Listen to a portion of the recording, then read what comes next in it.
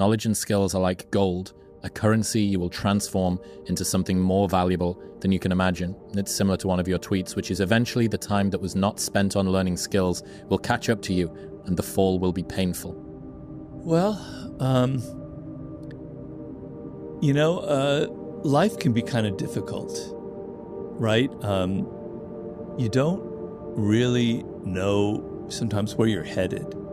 Nobody kind of gives you any kind of guidance in this world, right? And they don't tell you when you graduate college, go ahead, go Robert, you go study this. This is what, this is what your brain is suited for, et cetera, et cetera. You have to find your own path. And so for me personally, I spent years in the wilderness. So I'm gonna give this a personal spin because I think that helps a little bit. Because I can answer it inside my own body here. So I know I want to be a writer, but I can't figure out what the hell I'm going to write. So I leave college and I try journalism because I have to make a living. I have to support myself. And I don't really like it. It doesn't suit me. You write an article and then a week later it's forgotten. Nobody reads about it. And as somebody who studied ancient Greek and Latin in college, I think in terms of thousands of years and not in 3 days or a week, I want something that I write to be read in 3024, Sorry. So it wasn't a good fit. So I quit. I wander around Europe trying to write a novel with my backpack. I live in London. I live in Paris. I lived in Ireland. I lived in Greece. You name it. I taught English in Spain. Trying to write a novel, I had no discipline, I couldn't do it, it didn't work, and I was starting to get depressed. I had spent 18 years or so acquiring high levels of skill in writing, okay? I learned in journalism how to write under a deadline, under pressure, how to make it dramatic, how to make the opening sentence exciting enough to make you read on further.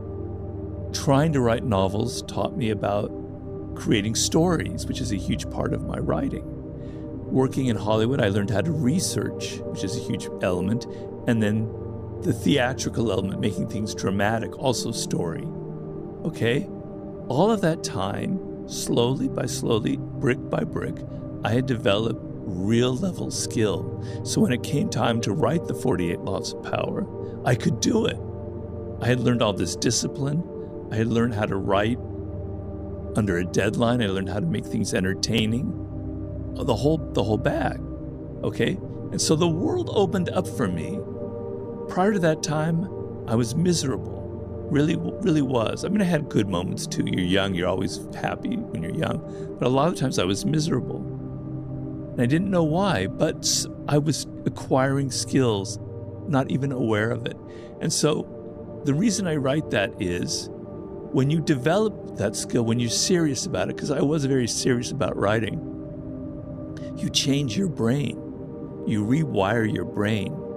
It's like, and this is a remarkable power of the human brain that people don't realize. Something I'm also writing in my new book. This one writer, his name is Schwartz, I believe. He's a UCLA neuroscientist. He wanted to help people who had OCD, right? Obsessive compulsive disorder. And usually it's drugs and it's talking therapy. He wanted to find out something more effective. And he found that through certain strategies that he developed, that they could use in their life, that they would get over their disorder. And the point isn't what the strategies were. The point was he did brain scans.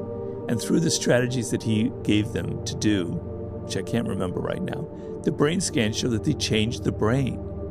And his point was, through thinking, through developing skills, you literally change matter, you change your brain. So something non-material like thoughts can literally change material things like the wiring of your brain.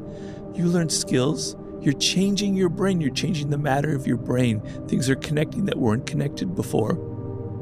And slowly, if you do it, if you're serious enough, a point will be reached like it was reached in my life, where either you will start a business or someone will ask you to do something like write a book or make a film. and the world will open up for you, and you'll be able to do it because you have that. You've laid the ground, you've laid the soil, everything is there, it's rich, and now something great, amazing will sprout up out of it. When you have no talents, you have no skill, life is a series of endless confusion.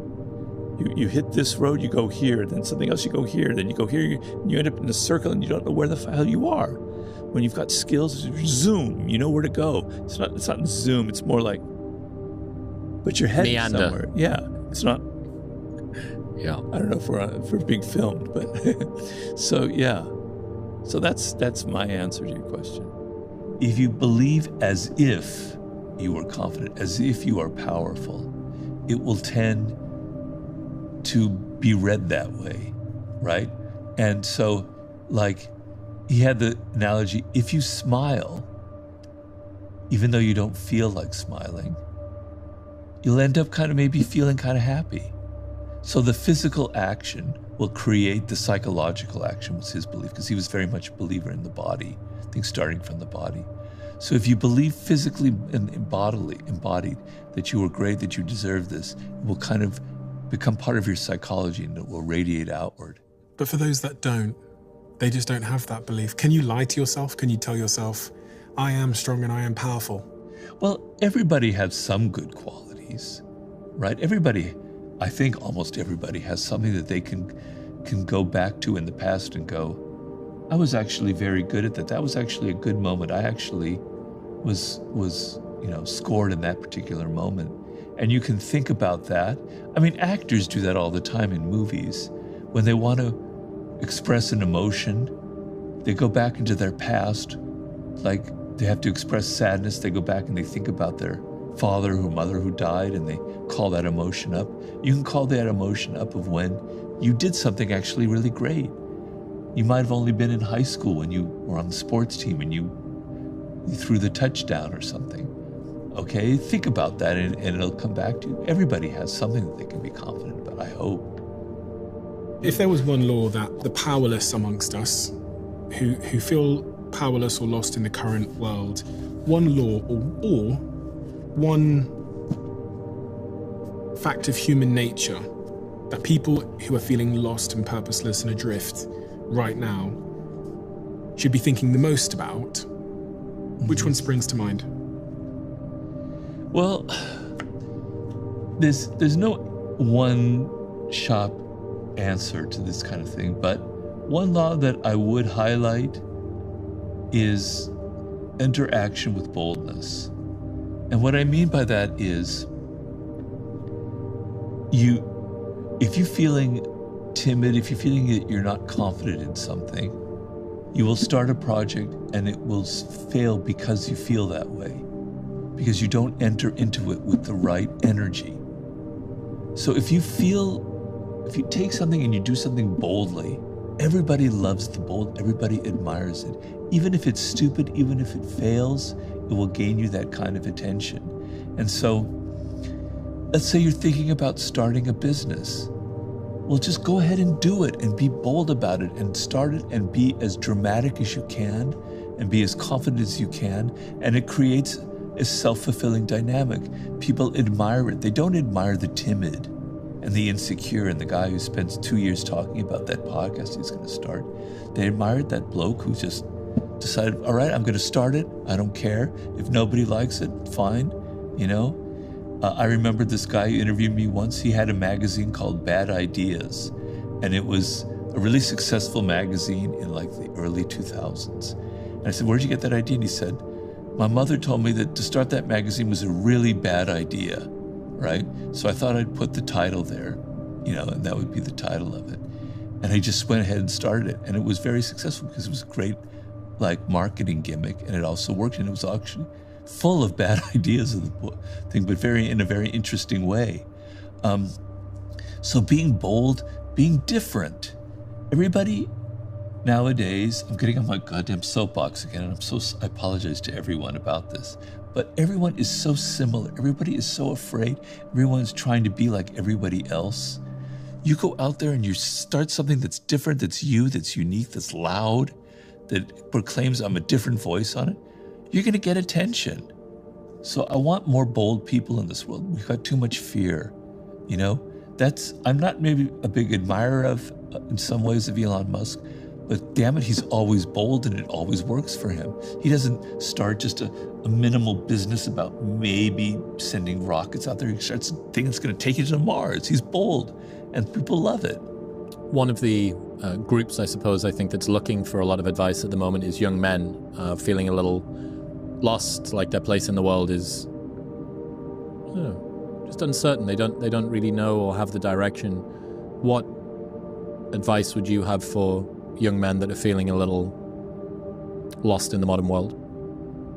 Well, you have to be comfortable with who you are and with your masculinity.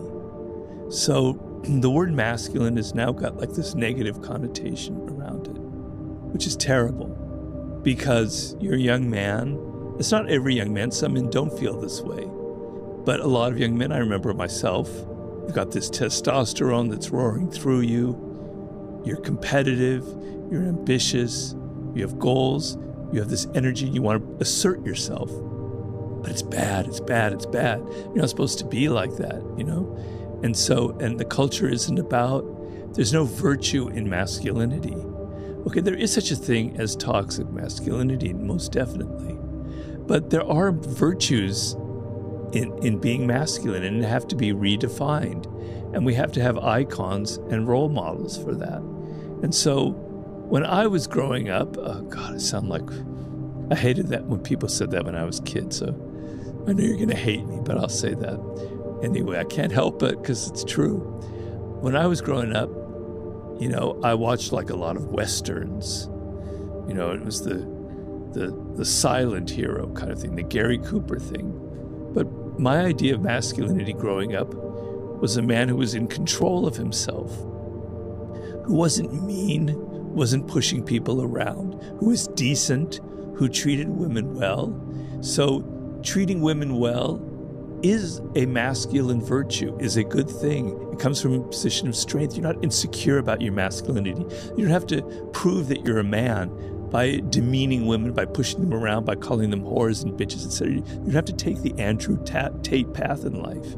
You can respect women, and respecting them is a sign of your strength, is a sign of being secure in your masculinity. You don't need to put other people down to make yourself feel better. Okay, so we have to redefine these qualities, but there are no icons like out there. You either have the Andrew Tates out there, or you have these wimpy men who are just so afraid of being masculine. Okay, your aggression, your assertiveness, your testosterone, it's a good thing. It's how things get done. It's what energizes you, what puts you in the world. What makes you ambitious. It makes you assert yourself and motivate yourself. It has to be channeled. It has to be disciplined. But you have to see, you know, we were talking about our people-pleasing things and how you reframe it. You have to see who you are and see the virtue in it and see the power in that. And it's a cultural problem because men are very confused. I didn't have that confusion when I was growing up, you know. So now it's very difficult because you're being told that all these things that you feel naturally are negative. They're only negative if you can't control them. So self-control is a very masculine quality. You're able to control yourself. You're able to control your passions. You're able to not talk too much if you don't need to talk too much. I'm not saying that women don't have, that the opposite is wrong. These are things that men naturally have because of their biology. And I'm sorry, I do believe in these things. But they're good. They're just how you use them that can be bad. And so I just wish there were more positive role models out there. I know I could be a real bastard. I could be a real asshole. I'm very competitive. When I play games, I like to win. And I can be a little bit mean about it. Okay? I mean, I'm a pleaser, but I like winning. I channeled it, all of my aggression, all of that testosterone. I'm not saying I have more than anyone. I just have normal amounts. I poured it into my books. I poured that edge, that aggression, that damn you, I don't really like you, I don't like the world, into the 48 laws of power, into here's how these are how people manipulate, these are how people can be bad and cruel, and damn it, I'm going to get at all my aggression by exposing it and showing it and being as real and direct. I channel it into something as opposed to hurting other people kind of thing. So finding ways to channel your aggressive tendencies is a positive way of being a man. You have to find whatever that is. Sports is a great example, but there are other things as well. It feels a lot like alchemy, in a way. Or actually, alchemy is taking something which is bad or useless and turning it into something which is valuable.